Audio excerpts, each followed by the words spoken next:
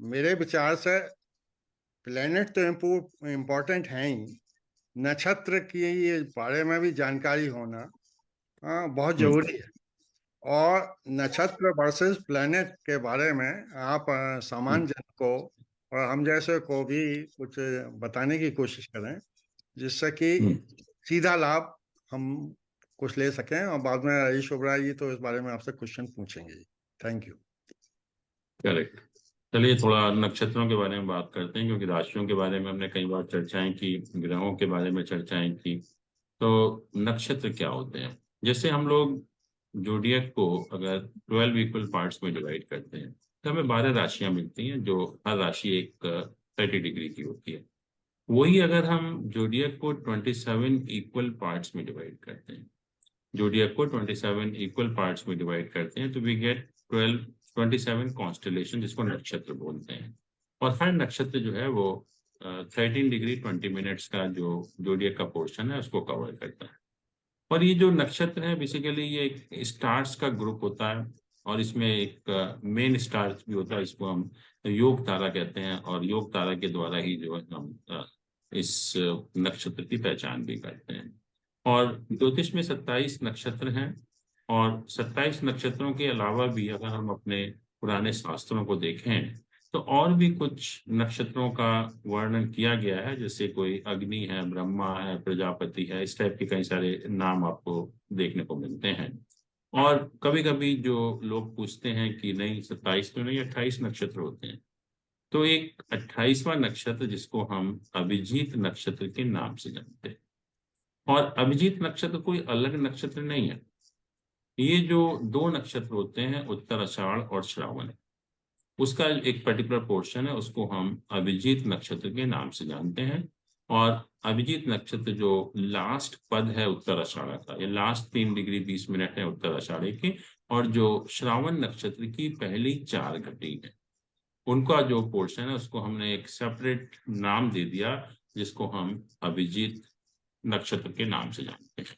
और इसका जो लॉर्ड है वो जुपिटर है। और अलग इसको नाम हमने इसलिए दिया कि कहते हैं कि Lord Ram was born in this nakshatra. So just in his respect, we call this as a separate nakshatra, Abhijit. But ये सेपरेट नहीं है, क्योंकि ये जैसे मैंने कहा कि उत्तर आषाढ़ और श्रावण जो दो नक्षत्र हैं उन्हीं का एक पोर्शन है। और अगर हम देखेंगे आकाश में तो हर नक्षत्र का एक किसी तरह से मिलता जुलता आकार होता है।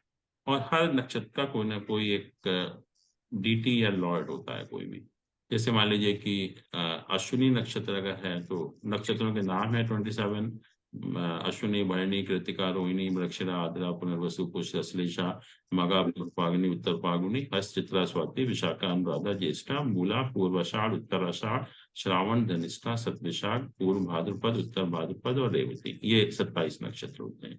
और हर नक्षत्र का जैसे मैंने कहा एक आकार होता है। जैसे अश्विनी नक्षत्र जो है वो एक जैसे घोड़े का मुख होता है उस तरह का होता है, उसका जो लॉर्ड है अश्विनी कुमार है। इसी तरह से हर जो नक्षत्र का एक आकार होता है और उसका एक लॉर्ड भी होता है। और एक ऐसे ही हर प्लानिट, हर नक्षत्र का एक लॉर्ड प्लानिट भी होता है। जैसे अगर हम कहें अश्विनी है, मघा है, मूला है, इन 3 नक्षत्रों का जो लॉर्ड है वो केतु है। तो इस तरह से 3 3 नक्षत्रों का एक प्लानिट जो है वो लॉर्ड भी होता है। अब नक्षत्रों का हम इस्तेमाल बहुत तरीके से करते हैं। और अगर हम स्टार्ट करें from the time of birth, तो जब भी जैसे हम लोगों ने देखा कि जब भी कुछ बच्चे का जन्म होता है तो हम जाते हैं लोगों के पास कि बताइए कि किस नक्षत्र से किस अल्फाबेट से उसका नाम रखिए। तो हम देखेंगे कि जो 27 नक्षत्र हैं, हर नक्षत्र के 4 पार्ट हैं। तो टोटल 108 पद होते हैं नक्षत्रों के, और हर पद को एक अल्फाबेट असाइंड होता है। और हम देख सकते हैं कि बच्चे का जन्म जो है वो किस नक्षत्र में हुआ, उसके किस पद में हुआ, और उससे कंसर्न जो भी अल्फाबेट है उसके ऊपर अगर बच्चे का नाम रखेंगे तो कहते हैं कि बहुत शुभ होता है, बहुत अच्छा होता है। तो जन्म के समय से ही नक्षत्रों का जो इस्तेमाल है वो शुरू हो जाता है। और जो हमारे 27 नक्षत्र हैं या 28 नक्षत्र हैं, इसको हम मुहूर्त के लिए भी बहुत अच्छा इस्तेमाल करते हैं। कोई भी जब हम शुभ काम करते हैं और जब हम मुहूर्त देखते हैं, और देखा हमने कि जो पंचांग की जब हम बात करते हैं तो पंचांग मीन्स 5 एलिमेंट्स, और ये जो 5 एलिमेंट होते हैं तिथि, वार, नक्षत्र, योग और करण होते हैं। और मुहूर्त का मतलब होता है कि किसी भी एक पर्टिकुलर काम करने के लिए इन 5 चीजों का बेस्ट पॉसिबल कॉम्बिनेशन, उसको मुहूर्त कहते हैं। तो नक्षत्रों का उसमें बहुत अच्छा योगदान है कि जब भी हम किसी भी चीज के लिए शुभ मुहूर्त देखते हैं तो उसके करस्पॉन्डिंग जो अच्छा नक्षत्र भी है वो भी होना चाहिए। और उसी पॉइंट ऑफ व्यू से हमने, आपको ताज्जुब होगा कि जो नक्षत्र हैं 27, उनको हम डिफरेंट डिफरेंट कैटेगरी में डिवाइड करते हैं।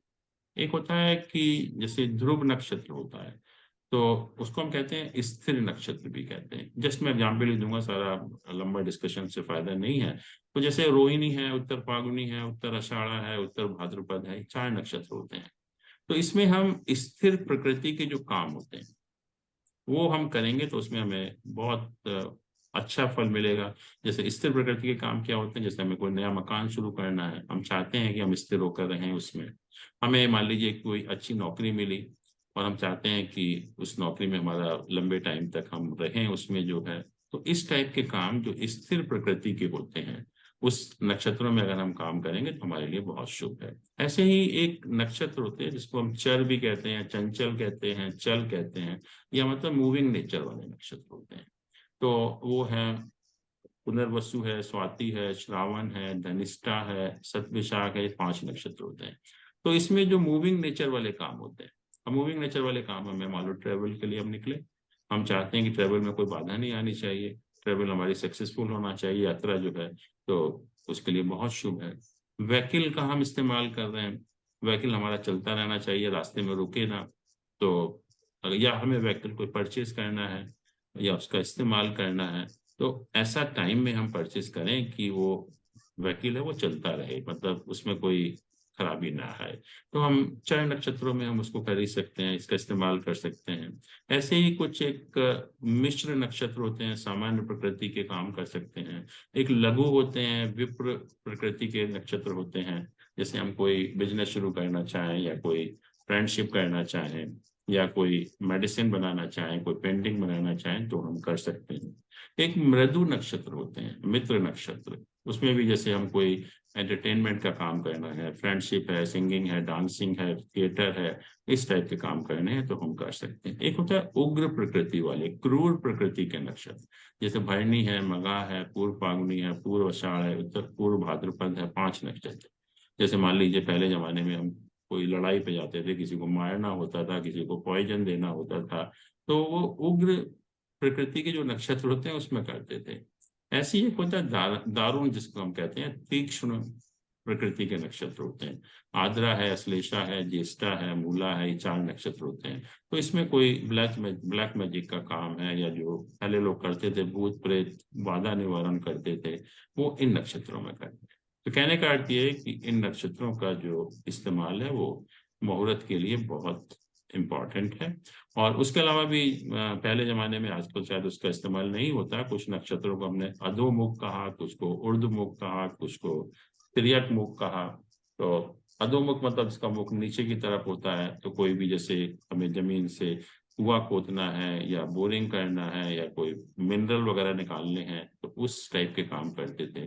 ऊर्ध्व मुख वाले हमें कोई मकान बनाना है, मतलब ऊंचाई से संबंधित, जिसको हम धरती से ऊपर जा रहे हैं। या तिर्यक मुख था, कोई हमें रोड बनानी है, कोई वाहन खरीदना है, तो उस टाइम करते थे। तो इस तरह से कहने का अर्थ ये है कि मुहूर्त के लिए इन नक्षत्रों का बहुत एक इस्तेमाल होता है।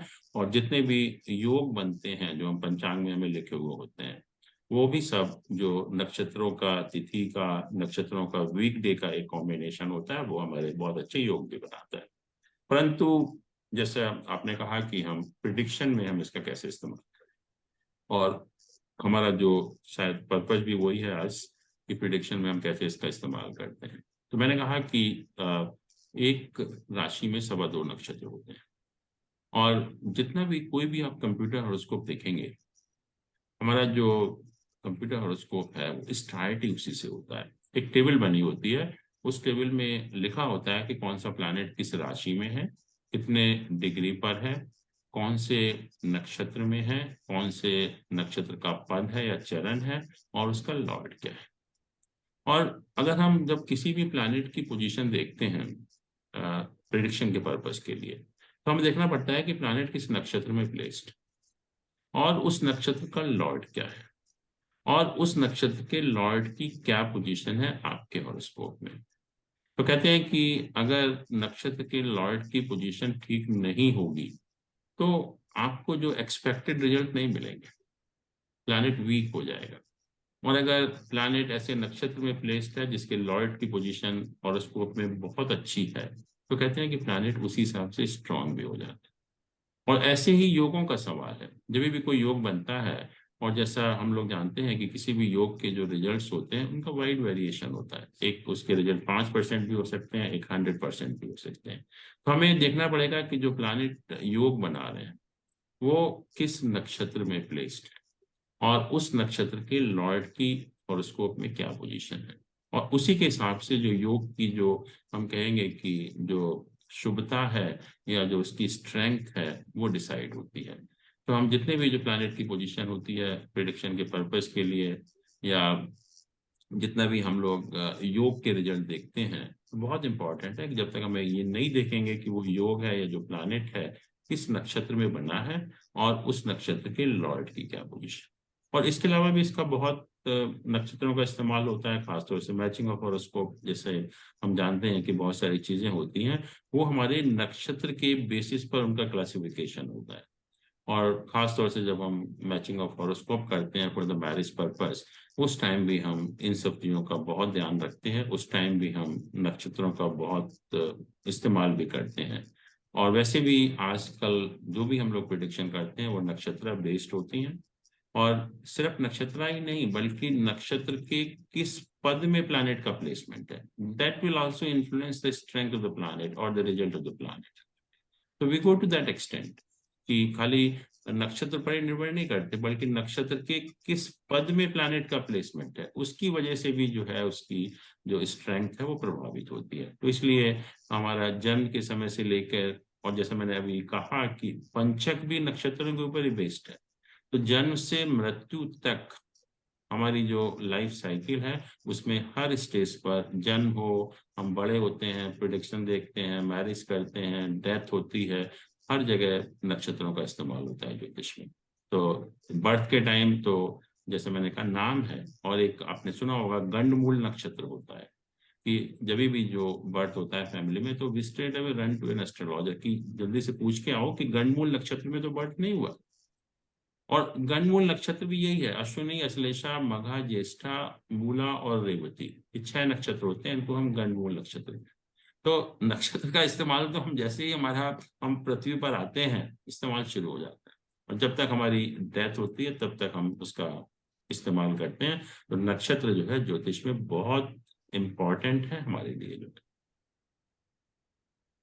तो जैसा आपने बहुत सुंदर बताया हमको इस बारे में, मगर मैं पर्सनली देख रहा था कि ये जो गंडमूल नक्षत्र होता है उसके भी जो पद होते हैं, सिर्फ जी इसमें आप डर जाएं कि ये 4 नक्षत्र हैं उसमें पैदा हुए तो आपका गड़बड़ी हो गई, ऐसा नहीं है। पद आर बिल्कुल, आपने बिल्कुल। इम्पोर्टेंट, और जनरली एस्ट्रोलॉजर या बता देते हैं गंडमूल नक्षत्र, या कम ज्ञानी बता देते हैं और आप दुखी होते हैं। तो इसके बारे में थोड़ा सा बताएं आपको। देखिए, आपने बहुत अच्छा प्रश्न किया, वो सबको जानना जरूरी भी है, क्योंकि आज हम गणमूल नक्षत्र की बात नहीं कर रहे थे, मैंने ऐसे रेफरेंस में मेंशन कर दिया, बट आपने पूछा तो बहुत अच्छा लगा भी, क्योंकि ये जानना जरूरी है सबको लोग, क्योंकि सबके मतलब का काम है ये। और जनरली जैसे मैंने कहा कि जो 6 नक्षत्र हैं, अश्विनी, अश्लेषा, मघा, ज्येष्ठा, मूला और रेवती, इनको हम गणमूल नक्षत्र के नाम से जानते हैं। तो किसी भी बच्चे का जब जन्म होता है इसमें से किसी भी नक्षत्र में, तो नॉर्मली कहा जाता है कि ये गणमूल नक्षत्र में बर्थ हुआ, और जो भी विधान है, पूजा पाठ है, वो आपसे जो पंडित लोग हैं, ज्योतिष लोग हैं, वो कराई देते हैं। बट कहा यह जाता है कि unless and until the birth is at the junction point of this nakshatras. Junction point का मतलब होता है कि एक नक्षत्र को हम 4 पार्ट्स में डिवाइड करते हैं, each part is 3 degree 20 minutes. तो अगर हम इन 6 नक्षत्रों के जंक्शन पॉइंट की बात करें, तो जैसे मैंने कहा अश्विनी से अश्लेषा, उसके बाद मघा, तो अश्लेषा और मघा जो है वो एक जंक्शन पॉइंट है, अश्लेषा और मघा। और जंक्शन पॉइंट क्या हुआ, अश्लेषा का तो लास्ट पद, लास्ट 3 डिग्री 20 मिनट और मघा की पहली 3 डिग्री 20 मिनट। तो अगर बर्थ, अब देखिए 3/4 ऑफ नक्षत्र में तो कोई प्रॉब्लम नहीं है, सिर्फ जो 1/4 नक्षत्र है उसमें प्रॉब्लम है। तो unless and until birth is at the these degrees of the nakshatra, then there is a need to concern, otherwise not. ऐसे ही अगर हम ज्येष्ठा और मूला का जंक्शन पॉइंट देखेंगे, तो ज्येष्ठा का लास्ट पद, ज्येष्ठा की लास्ट 3 डिग्री 20 मिनट्स और मूला की फर्स्ट 3 डिग्री 20 मिनट्स, तो अगर बर्थ उसमें होता है then it's the cause of concern, otherwise not. ऐसे ही अगर हम रेवती और अश्विनी का जंक्शन पॉइंट देखेंगे, तो रेवती का लास्ट पद, रेवती की लास्ट 3 डिग्री 20 मिनट्स और अश्विनी की फर्स्ट 3 डिग्री 20 मिनट, तो वो हमारे कॉज ऑफ कंसर्न है, उसके लिए हमें चिंतित होना चाहिए। लेकिन नॉर्मली क्योंकि हम लोगों को मालूम नहीं है, पब्लिक अवेयर नहीं है, तो हम पूरे के पूरे नक्षत्र को, जैसा कि हमें एडवाइस किया जाता है, उसको हम पूरा का पूरा गंडमूल या उसका खराब इफेक्ट मानकर हम अपना काम करना शुरू करते हैं। जैसा वास्तविकता ये है कि जो ज्योतिषी होते हैं और प्रोफेशनल होते हैं, मनी मिंटिंग मोड में होते हैं, वो डरा देते हैं। और इतनी बारीकी से जैसे आपने बताया है, मैं चाहूंगा कि इसका यूज हमारे दर्शक करें। हम इसकी स्लाइड्स वगैरह भी देंगे, क्योंकि दिस इज ए वेरी गंडमूल नक्षत्र इज वेरी इंपॉर्टेंट। और मैं जैसा भी चाहता था, आपने इतने नक्षत्रों के बारे में बताया। मैं चाहूंगा कि जो आपको शुभ काम, मतलब पॉइंट है कि आप इंटरव्यू देने जा रहे हैं या किसी नए जॉब को ज्वाइन करने जा रहे हैं, तो इसका ज्ञान, बेसिक ज्ञान, बेसिक आवश्यकता सभी को है। तो इसके बारे में थोड़ा दो शब्द बता दें। मैं चाहूंगा कि हमारे दर्शक कम से कम इन दो बातों को जरूर देख लें, उससे उनको बहुत लाभ मिलेगा। जैसे मैंने कहा कि हमने नक्षत्रों को डिफरेंट डिफरेंट कैटेगरी में डिवाइड किया। अभी मैंने जस्ट एग्जाम्पल दी थी, ध्रुव नक्षत्र होते हैं, जैसे रोहिणी है, उत्तर फाल्गुनी है, उत्तर आषाढ़ है और उत्तर भाद्रपद, 4 नक्षत्र होते हैं।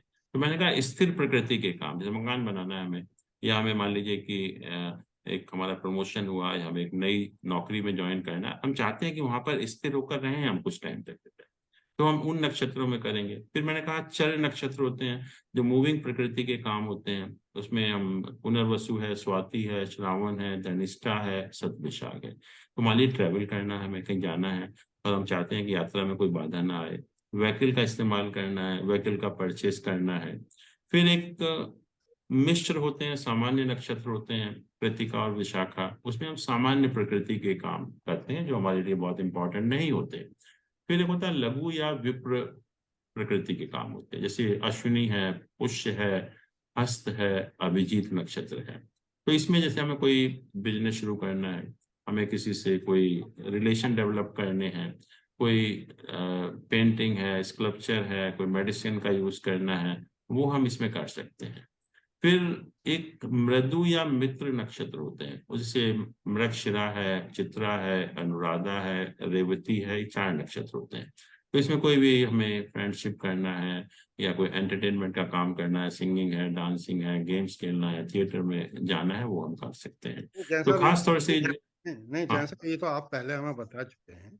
मैं तो हम्म। सिर्फ ये जानना चाहता था कि जो चीजें हमारे हाथ में है, जब बच्चा पैदा जी हुआ, मूल के बारे में देख लिया हमने, हम सभी देख सकते हैं, बहुत सरल है। जी इस तरह जी। से कभी ऑप्शन होता है कि आप इस तारीख को नया जॉब ज्वाइन करें। मेरी सोच ये बिल्कुल। है कि आज की तारीख में अगर आपको कुछ भी हम्म, नहीं आता है, तो आप गूगल करिए और देखिए कि इन 4-5 दिन में जो आप ज्वाइन करने जा रहे हैं, या आपका ऑप्शन है इंटरव्यू देने का, तो कौन सा नक्षत्र चल रहा है और किस बिल्कुल नक्षत्र को कैसे चूज करें, ये लोगों के लिए बिल्कुल। काफी लाभकारी हो सकता है। तो इसको कैसे देखें, इस सिर्फ इसके बारे में बताइए, जो हमारे हाथ देखिए में मैंने है कहा ना उसका कि लाभ ले सकते हाँ, कि नक्षत्र 27 हैं और हम इंटरनेट से देख सकते हैं कि इस समय कौन सा नक्षत्र चल रहा है। हैं।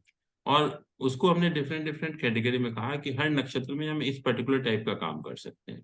तो जैसे आपने कहा कि इंटरव्यू देने जाना है, मान लीजिए जो है, तो हम चाहते हैं कि उसमें हमें सक्सेस मिले, हम हमें एक जॉब मिल जाना चाहिए, तो हम स्थिर प्रकृति के काम में भी कर सकते हैं, या कोई भी जैसे मृदु नक्षत्र है या लघु नक्षत्र है उसमें हम कर सकते हैं। तो depending on the nature of the work we can select a particular nakshatra, कि ये नक्षत्र में हम करेंगे तो हमें उस काम में सक्सेस मिलेगी, कहने का अर्थ ये है। थैंक यू प्रोफेसर जैन साहब। मैं रईस ओबराय जी से रिक्वेस्ट करूंगा कि नक्षत्रों और प्लेनेट के बारे में आपका ज्ञान भी काफी भारी है। कोई भारी सा क्वेश्चन पूछिए और जो सरल लगे हमारे दर्शकों को। अनिल जी, 27 नक्षत्र सब फीमेल नाम पर हैं, is it correct? Correct. Anil ji, कुछ लोग बोलते हैं कि बहुत लोग अपने चाइल्ड का नाम जो है इन नक्षत्रों के नाम पे रख लेते हैं, जैसे बिल्कुल अनुराधा हुआ। बिल्कुल। तो ये ऑस्पिशियस रखना चाहिए कि नहीं रखना चाहिए?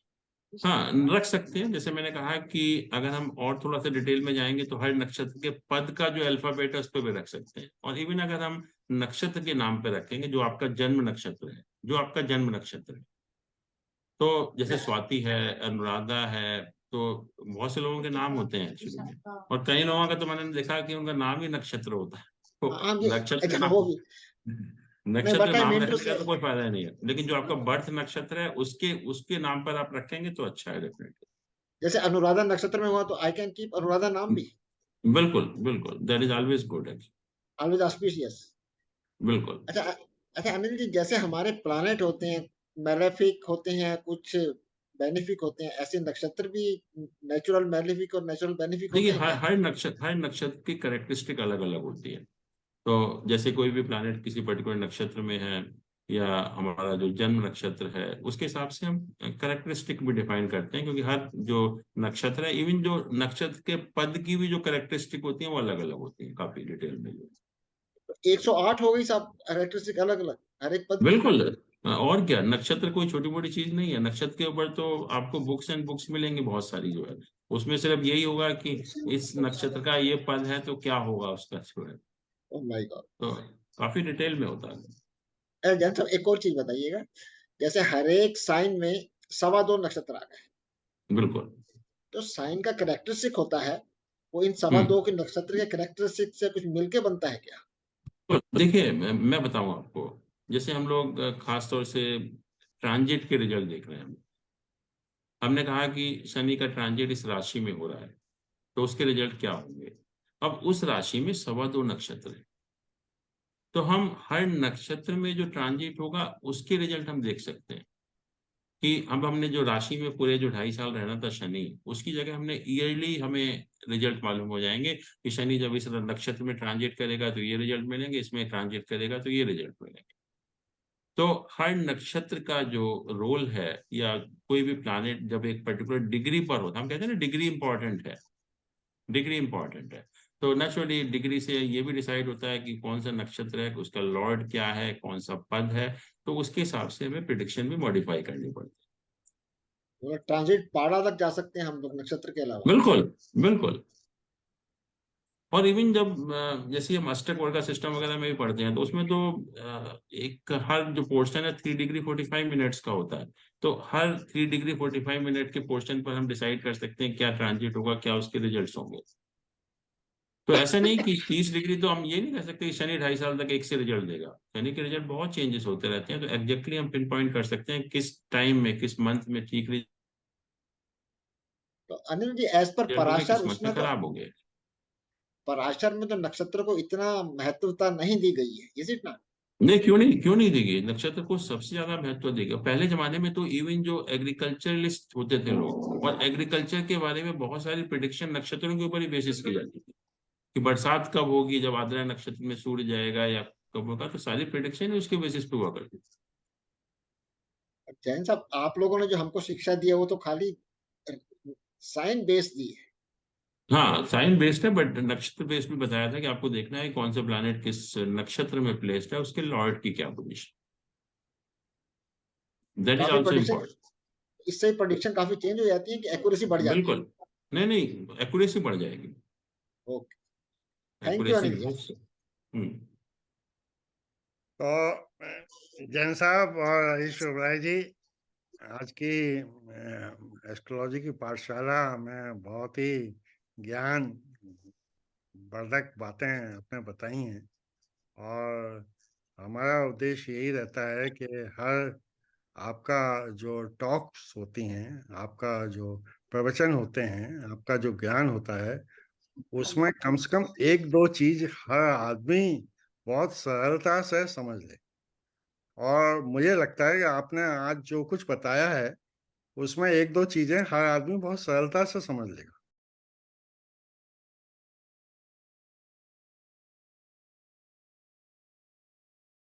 ये we are learning a lot from you और हमारे साथी लोग भी। और राजेश ओबराय जी इतना पढ़ने के बाद महसूस करते होंगे कि हर डेरिवेशन में जैन साहब कुछ ना कुछ हम लोगों को दे जाते हैं, बाकी को तो मिलते नहीं। डेफिनेटली। तो जैन साहब चलिए, thank you so much, thank you. धन्यवाद आपको। थैंक यू राजेश साहब। ओबराय जी आपको भी। मिलते रहिए, हम लोग इसी तरह एस्ट्रोलॉजी को आगे बढ़ाने की चेष्टा करते रहे।